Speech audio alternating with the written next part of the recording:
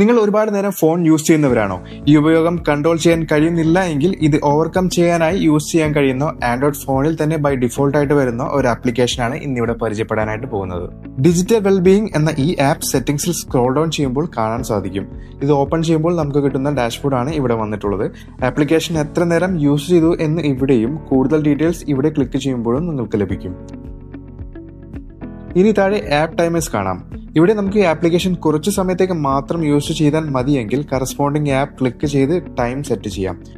മുകളിൽ ഡേയ്സും സെറ്റ് ചെയ്യാൻ ഓപ്ഷൻ ഉണ്ട്. സെറ്റ് ചെയ്യുന്ന ടൈം കഴിഞ്ഞാൽ ഈ ആപ്പ് ഗ്രേ കളർ ആയിട്ട് മാറും. മാത്രമല്ല ഇത് യൂസ് ചെയ്യാനും കഴിയില്ല. ഇനി യൂസ് ടൈം ഇൻക്രീസ് ചെയ്യാൻ ചേഞ്ച് ടൈം ക്ലിക്ക് ചെയ്ത് മോഡിഫൈ ചെയ്യാനും കഴിയും. ഇനി ഫോക്കസ് മോഡ് പരിചയപ്പെടാം. ബൈ ഡിഫോൾട്ട് വർക്ക് ടൈമും മീ ടൈമും എന്ന രണ്ട് മോഡ്സ് ആണ് ഇവിടെ ഉള്ളത്. നിങ്ങൾ ഓഫീസിലൊക്കെ വർക്ക് ചെയ്യുന്നവരാണെന്നുണ്ടെങ്കിൽ ഓഫീസ് ടൈമിൽ യൂസ് ചെയ്യേണ്ട ആപ്പ് ഇവിടെ സോർട്ട് ഔട്ട് ചെയ്ത് ആഡ് ചെയ്ത് വെക്കാം. ശേഷം സ്റ്റാർട്ട് കൊടുക്കുകയാണെങ്കിൽ ഈ മോഡ് ഇനേബിൾ ആകും.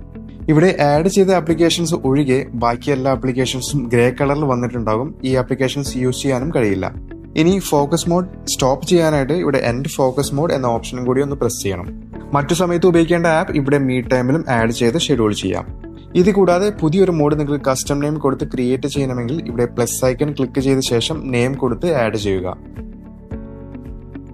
മറ്റൊരു യൂസ്ഫുൾ ഓപ്ഷനാണ് ബെഡ് ടൈം. ഇത് ഇനേബിൾ ചെയ്താൽ സ്ക്രീൻ ഓട്ടോമാറ്റിക്കലി ബ്ലാക്ക് ആൻഡ് വൈറ്റിലേക്ക് മാറും. മാത്രമല്ല ഡു നോട്ട് ഡിസ്റ്റർബ് മോഡ് ഇതിനോടൊപ്പം ഓൺ ആകുന്നത് കൊണ്ട് ആപ്പ് നോട്ടിഫിക്കേഷൻസ് ഒന്നും തന്നെ വരിക